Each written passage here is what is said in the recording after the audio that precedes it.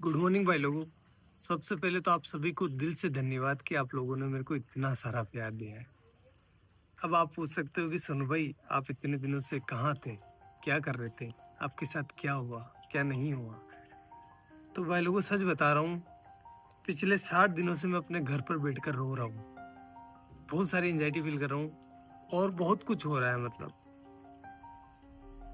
क्योंकि मेरी जिंदगी बर्बाद हो चुकी है। अब मेरे पास कुछ भी नहीं है करने को। क्या हुआ है मेरे साथ, कुछ अलग हुआ है मेरे साथ, जिस वजह से जो भी मैं था ना, वो खत्म हो गया है। कैसे हुई है मेरी जिंदगी बर्बाद, ये जानना है आपको अगर, या फिर मेरे को मैं बताऊं कि मैं बता सकता हूँ आपको कि मेरी जिंदगी कैसे बर्बाद हुई है, तो उसके लिए मेरी जिंदगी जाननी पड़ेगी कि सोनू ने स्ट्रगल करके क्या अपने जीवन में हासिल किया था और उसके पास अब वो नहीं है। सोनू जिंदा रहने के लिए भी संघर्ष करा है सोनू भाई ने, जिंदा रहने के लिए। तो मैं बताता हूँ आपको कि मेरी जिंदगी कैसी थी, तब आपको भी समझ में आएगा कि मैंने क्या खोया है और मैं ऐसा क्यों सोच रहा हूँ कि मेरी जिंदगी बर्बाद हो गई है। और सबकी शुरुआत होती है मेरे नाना जी के घर से, वहीं से शुरू करते हैं।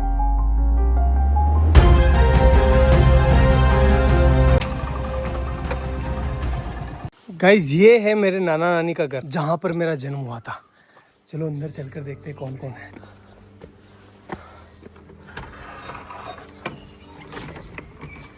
गाइस, मामी है, मामी से बात करते हैं। डॉग जी, मामी कैसे हो? बढ़िया, ठीक। क्या कर रहे हो? बढ़िया है, घर का सब तैयार है। हाँ, तैयार है, सब तैयार है। तो कुछ ऐसा दिखता है नाना नानी का घर। मेरा जन्म हुआ था यहाँ पर। पहले आपको पता है कि ना, हॉस्पिटल वगैरह नहीं जाते थे, मतलब बच्चे जो है वो घर पर ही हो जाते थे। तो मेरा भी जन्म ऐसे ही हुआ है। मम्मी, हम यहाँ कौन से कमरे में रहते थे पहले, जब मैं छोटा था ना, बच्चा था तब? इस वाले में। ये है वो रूम जहाँ पर हम बचपन में रहा करते थे, ये वाला। देखो आप, ये देखो, इधर इधर इधर इधर। इस वाले रूम में जो है भेड़ और बकरियों के बच्चे रहा करते थे, क्योंकि बाहर कुत्ते मार देते थे ना, इसलिए। और इस वाले पोर्शन में जो है मेरी बूढ़ी नानी, जो अब इस दुनिया में नहीं है, और मेरी मम्मी दोनों रहा करती थी। और यहीं पर हम जो है पले बड़े हुए हैं। एक्चुअली में हुआ क्या था गाइस कि यार, वो एल्कोहलिक थे, थोड़ा सा उनकी हैबिट थी कि उनको नशा लग गया था।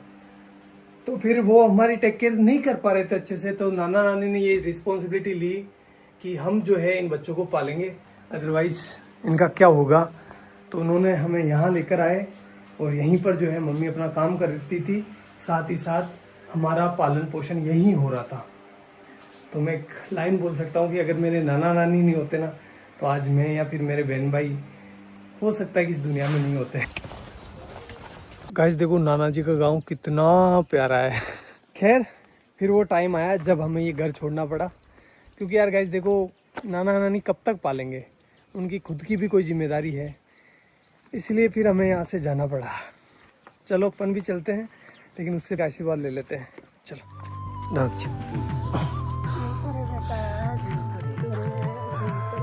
ये मेरी नानी है, आपको बाद में बताऊंगा इनके बारे में भी। और अपने गांव आते ही हमें घरेलू परिस्थितियों के कारण अपने घर नहीं घुसने दिया गया, इसलिए हमने बड़े पापा की कोठी का चुनाव किया। म्याऊ म्याऊ।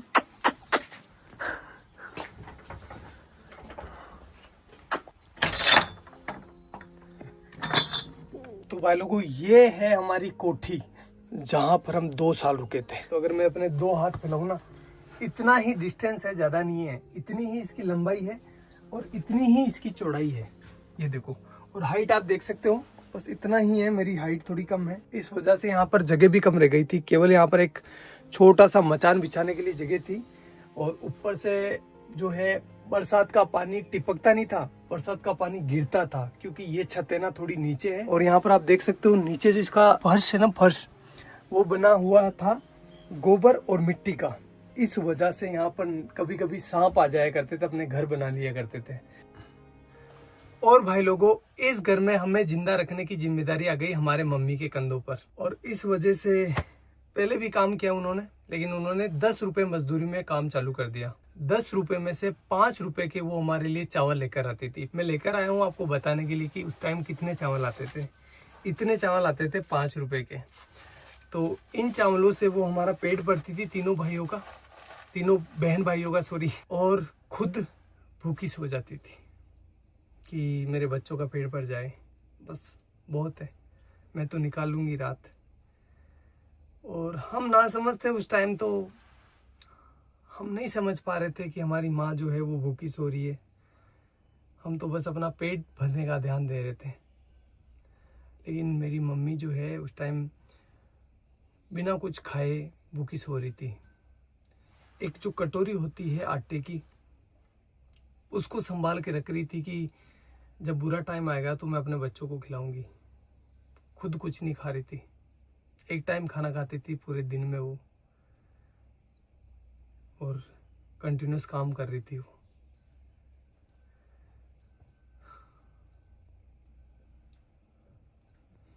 और ये सारी चीज़ें हम बच्चे नहीं समझ पा रहे थे, हमारा माइंड उतना डेवलप नहीं था कि हम ये इतनी भारी चीज़ें समझ पाए।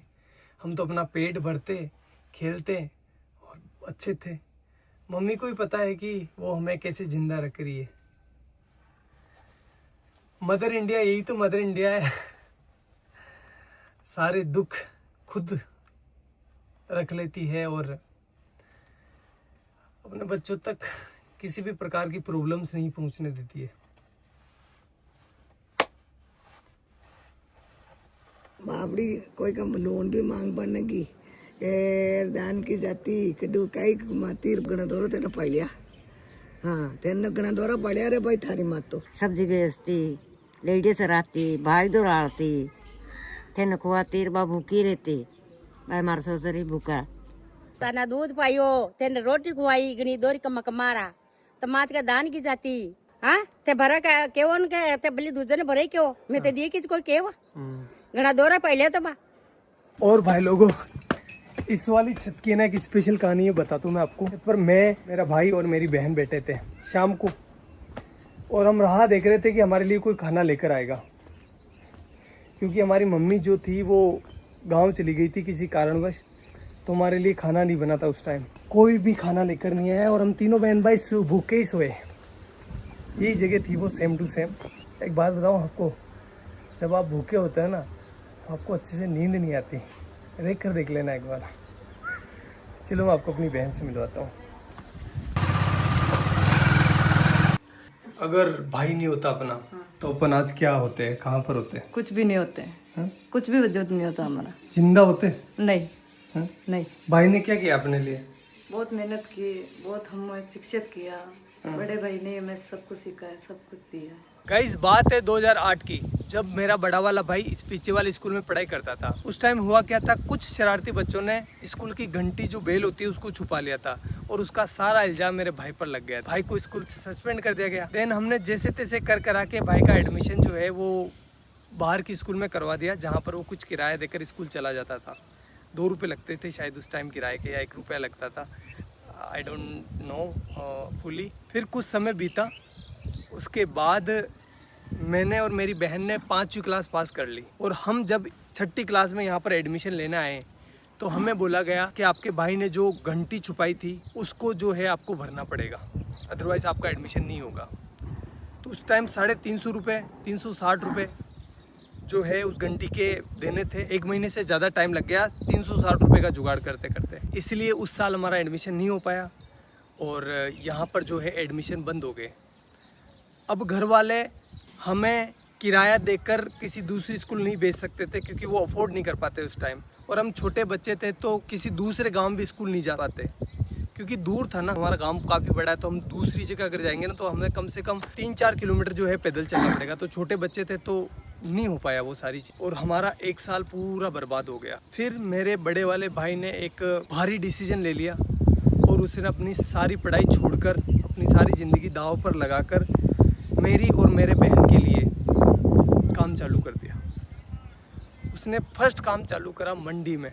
जो सब्जी मंडी होती है ना वहाँ पर। गाइस मैं हूँ अभी उस सब्जी मंडी के अंदर जहाँ से मेरा भाई सब्जी खरीदता था। 15-20 किलो वजन को अपने सर पर रखकर मेरा गांव जो कि यहाँ से 20-25 किलोमीटर दूर है वहाँ पर लेकर जाता था। वो सब्जी वो फल फ्रूट बेचता था जिससे कि कुछ पैसा आए और वो अपने बहन भाइयों का पेट भर सके, अपनी माँ के सर पर जो बच्चों का पालने का भार था उसको कम कर सके। और ये वो काम कर रहा था जब उसकी उम्र है ना 16 साल की। वो बाल श्रम कर रहा था। क्यों? क्योंकि अपने बहन भाइयों को जिंदा रख सके और उनको अच्छी एजुकेशन दे सके। घर में कई सामान नहीं रहा तो दोनों मन भाई सब्जी ले जाता, मैं दोनों जेर बेच जाता। ये वो चौराहा है जहाँ पर मेरा भाई सब्जी लेकर उतरता था और उसे एक एक घर बेचने जाता था। चलो मैं आपको दिखाता हूँ कि वो इतना सारा वजन लेकर कितना पैदल चलता था।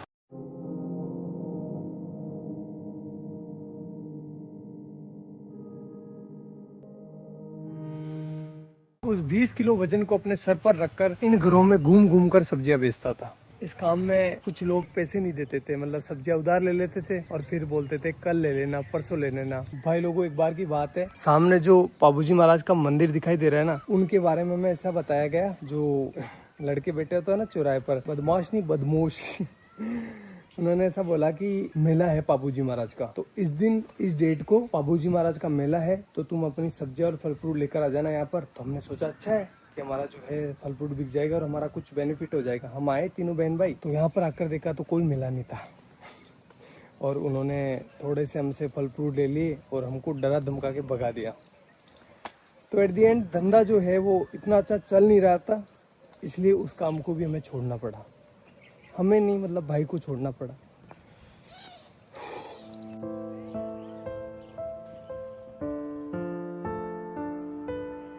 और गाइस फिर मेरे भाई ने खिलौनों की दुकान पर काम चालू कर दिया, जहां पर उनकी सैलरी थी 50 रुपए पर डे, यानी 1500 रुपए पर मंथ।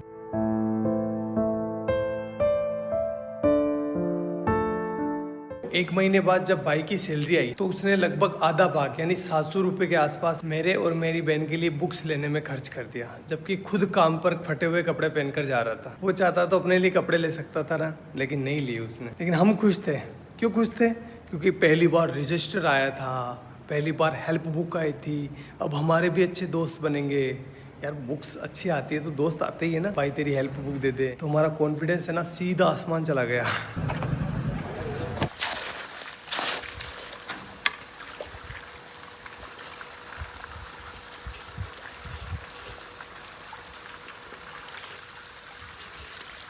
भाई लोगों अब मेरी बारी थी, जो भी मैंने लिया है ना उसको वापस रिटर्न करने की, इसलिए मैं काम करने लग गया। साथ ही साथ अब बड़ा हो गया था, इसलिए मैं अजमेर वाली स्कूल में जाने लगा बस से, और वो भी साइंस बायो पढ़ने। तो बताता हूँ मैं आपको ये मैंने कैसे किया। गाइस ये जो सामने सीमेंट की फैक्ट्री देख रहे हो ना, इसकी दीवार बनाई है ये वाली, ये गाइस ये मैंने अपने हाथों से डलवाई है। अब तो खराब भी होने लग गई, बताओ ये। भाग भाग सोनू भाग भाग भाग भाग। गाइस अब तो मैं भाग भी नहीं पा रहा हूँ। पहले ना इतना दूर, लगभग ये होगा 600 मीटर दूर, एक पूरा सीमेंट का कट्टा जो कि 50 kg वेट का, यहाँ पर पटक कर अपने कंधे पर, और एक साइड जो है ना वो चिमनी लगी हुई है, वहाँ से लेकर उस वाले कोने से जहाँ से अपन आए थे ना वहाँ पर लेकर जाता था। अरे भगवान, इसका ठेकेदार इतना खड़ूस था। जब मैं बोलता था ना, मैं छोटा था तो दर्द तो होता है यार, 50 किलो का कट्टा लेकर जाता था तो पेन हो रहा था मेरे को। तो मैंने बोला सर कि मेरे से ना ये लेकर नहीं जा पा रहा हूँ मैं इसको। तो बोला कि काम पर क्यों आया है, पैसे किस बात के मिलेंगे, ऐसे बोलते थे। करना पड़ता था भाई। तो ये वाला काम तो मेरे को ज़िंदगी भर याद रहेगा, क्योंकि वो सीमेंट के कट्टों ने मेरी रीढ़ की हड्डी में प्रॉब्लम कर दी। गाइज ये जो आप बिल्डिंग देख रहे हो ना, ये हमने बनाई है एक मजदूर के तौर पर। और गाइज ये वाली जो टंकी आपको दिखाई दे रही है, ये नहीं बनवाई है। हाँ ये जो दीवार आप देख रहे हो ना, ये सब कुछ। भाई लोगों भैंस चराते टाइम बायोलॉजी पढ़ने का मजा ही कुछ अलग होता है, क्योंकि एग्जाम्पल यहाँ पर सामने होते हैं। जब एक बगुला है ना भैंस के आसपास होता है तो उसका मतलब ये है कि वो सेब पोचिता कर रहा है। क्योंकि आप देख सकते हो जहाँ पर भैंसें चल रही है ना, उसके पास एक बुगला है, ये देखो बुगला है। क्योंकि जब भैंस चारा खाती है ना, तो चारा हिलने की वजह से उसके अंदर जो कीड़े होते हैं वो बाहर निकल जाते हैं, और ये बुगला उनको खाकर पेट भर लेता है। ये दो जीवों का एक संबंध है, जिसमें एक को कोई भी घाटा नहीं होता और दूसरे को फायदा हो जाता है। प्रेरित धाराओं से उत्पन्न होने वाले चुंबकीय क्षेत्र का मान सदैव इस प्रकार होता है कि वो उन कारणों का विरोध करता है जिसके कारण इसकी स्वयं की उत्पत्ति हुई है। अरे डब डब डब, डब जा।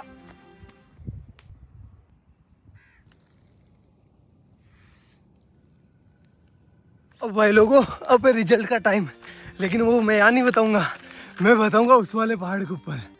तो चलो चलते हैं। अरे काटे काटे है तो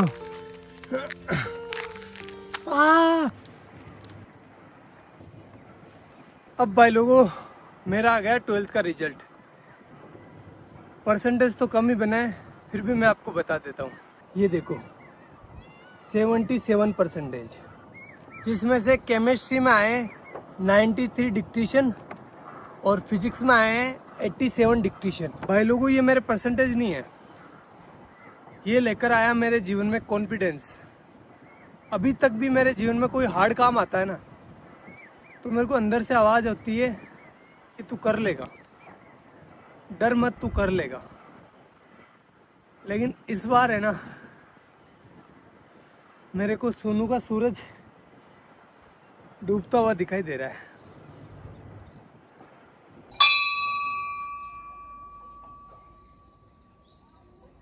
भाई लोगों, अब मैं टीचर बन चुका था, चलो क्लास लेकर आते हैं।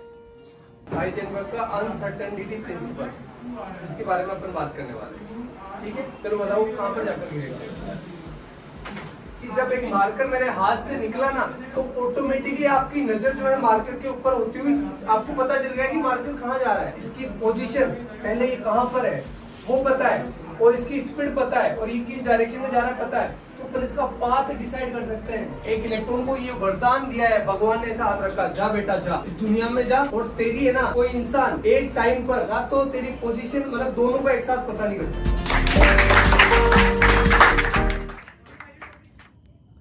फिर ऐसे करते करते मैं टीचर बन गया, और मेरे पास बहुत काम था। 3-4 कोचिंग ऑफलाइन जाता था, 1-2 ऑनलाइन थी, मतलब मस्त। और जो भी चीज़ें मैंने अपने परिवार के लिए सोची थी, भाई के लिए, मम्मी के लिए, वो मैं कर रहा था अच्छे से, कोई दिक्कत नहीं थी। उसी टाइम मेरे पास आया भैया का कॉल सीधा टीम से भैया का कॉल। इतना खुश हो गया था मैं यार, भैया का, इतने बड़े आदमी का कॉल डायरेक्ट आया था मेरे पास।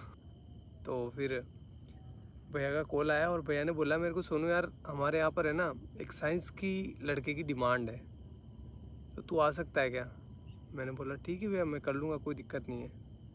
तो फिर मैंने वहाँ पर मतलब ऑफिस में पार्ट टाइम जॉब चालू कर दिया। 2-3 घंटे के लिए जाता था, केमिस्ट्री से रिलेटेड और फिजिक्स से रिलेटेड, मतलब ऑल ओवर साइंस का काम मैं संभालने लगा। और ऐसे करते करते करते करते 2 महीने निकले। 2 महीने के बाद भैया ने आगे से बोला मेरे को कि सोनू तो ऐसा कर, फुल डे ज्वाइन कर ले, सारा दिन काम कर, और पॉसिबल है तो कर ले। घर वालों से बात करी, घर वालों ने, मेरे बड़े वाले भाई से मैंने पूछा, तो उसने कहा कि यार देख तू ज्वाइन कर ले, कोई दिक्कत नहीं, अपने ही गांव के तो कोई प्रॉब्लम नहीं होगी। मैंने कहा ठीक है कर लेता हूँ, इसमें क्या दिक्कत है, आपने बोल दिया तो वो सब आपसे आगे क्या है, कोई नहीं, कुछ नहीं है। ऐसा करके मैंने टीम को ज्वाइन कर लिया, और फिर मेरा अच्छा शानदार टाइम आया। मैं बहुत अच्छा काम कर रहा था सभी चीज़ों में, मतलब पहले मैं साइंस से जुड़ा था, लेकिन अब मैं जो है ना वीडियो का एडिशन हो गया, और भी बहुत सारी चीज़ें हो गई, कैमरा के पीछे बहुत सारी चीज़ें चलती है ना, मतलब पत्थर उठाना खड्डे खोदना, सारे काम जो भी हो सकता है सब कुछ कर रहा था। Everything I can do, I do that. Best चल रहा था, कोई प्रॉब्लम नहीं थी, अच्छी चीज़ें हो रही थी, शानदार, हर एक चीज़ में शानदार एफर्ट लगा रहा था। जो मतलब एक वीडियो आपको लगता है कि बहुत इजी होता है, लेकिन इजी नहीं होता, बहुत हार्ड काम है एक वीडियो को बनाना। जैसे एग्जांपल के तौर पर मैं बोलूँ तो जो बनाना है ना, बनाना से पोटेशियम निकाला था, आपको याद होगा, वो 20-23 मिनट की वीडियो थी, अच्छी भी चली थी वो वीडियो। उस वीडियो को मैं संभाल रहा था पीछे, उसका सारा केमिस्ट्री मैं संभाल रहा था। उस वीडियो को गाइस शूट करते करते 2 से 3 महीने निकल गए, इतना एफर्ट लगाया इस पर, और वो वीडियो चली भी सही, आपका प्यार भी दिखा उसमें। तो ये तो एक एग्जांपल है, बाकी बहुत सारे काम किए, जैसे डायमंड वाला, और भी बहुत सारे साइंस के सारे प्रोजेक्ट थे ना, वो मैं हैंडल करता था बिहाइंड द कैमरा, और चीज़ें अच्छी चल रही थी, मतलब कोई दिक्कत नहीं था, सब कुछ शानदार था। मैं सारे कंपनी के रूल एंड रेगुलेशंस फॉलो कर रहा था, मेरी अटेंडेंस की भी कमी नहीं थी, हर एक चीज़ बेस्ट थी। और मैं भैया की इतनी रेस्पेक्ट करता हूँ, आज भी करता हूँ, कि भैया के सामने कभी ऐसा टाइम था मैं चेयर पर नहीं बैठता था। मतलब मुझे लगता था कि नहीं, मेरी औकात नहीं इनके बराबर बैठने की। और आज तक मैं उनसे हैंडशेक नहीं करता। जब भी वो कुछ अच्छी चीज़ करते ना तो वो हैंडशेक करते थे। मैंने मतलब मेरा ऐसा था कि नहीं यार, भैया से हैंडशेक कैसे कर सकते हैं अपन। मैं उनके पैर छूता था, इतनी इस लेवल पर रेस्पेक्ट कर रहा था मैं। सब कुछ चीज़ें शानदार चल रही थी, कोई भी प्रॉब्लम नहीं थी किसी भी प्रकार से। अभी 2-3 महीने पहले ही मेरे साथ कुछ ऐसा हुआ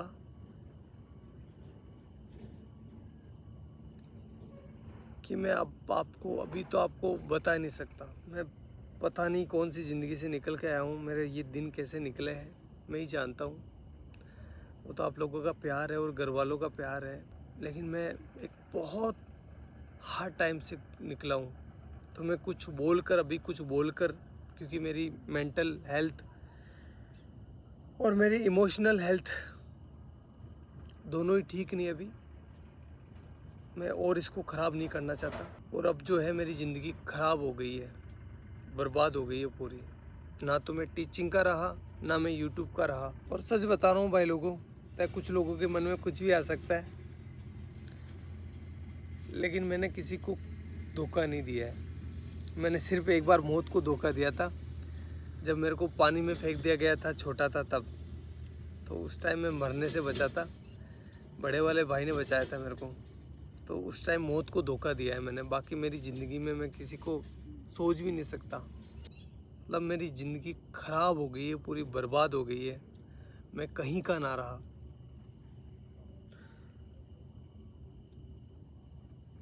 लेकिन घर वालों को वो चीज़ें नहीं दिखा सकता मैं। वो मेरी वजह से परेशान हो रहे थे, और आगे से मैं रहूँगा भी नहीं। ना तो आपके सामने रहूँगा, ना घर वालों के सामने रहूँगा। और साल भर तक मैं ट्राई करूँगा, अगर मेरे से ये हो जाता तो ठीक, अदरवाइज़ मैं जो है वापस अपने एजुकेशन फील्ड में चला जाऊँगा। और साथ ही जो है अपनी एजुकेशन को भी सुधारूँगा। और साथ ही ये करके देखना पड़ेगा, सिचुएशन ऐसी हो गई है कि मेरे को करना पड़ेगा, क्योंकि मैं क्या करूँगा अब। और आगे आने वाले टाइम में बताऊँगा मैं आपको कि मेरे साथ क्या हुआ है, लेकिन अभी मेरे को माफ़ करना, मैं नहीं बता सकता। मैं वापस वो डार्क टाइम नहीं देखना चाहता। आगे जाकर बताऊँगा, मैं पक्का बताऊँगा, लेकिन अभी नहीं। हाथ जोड़कर रिक्वेस्ट है।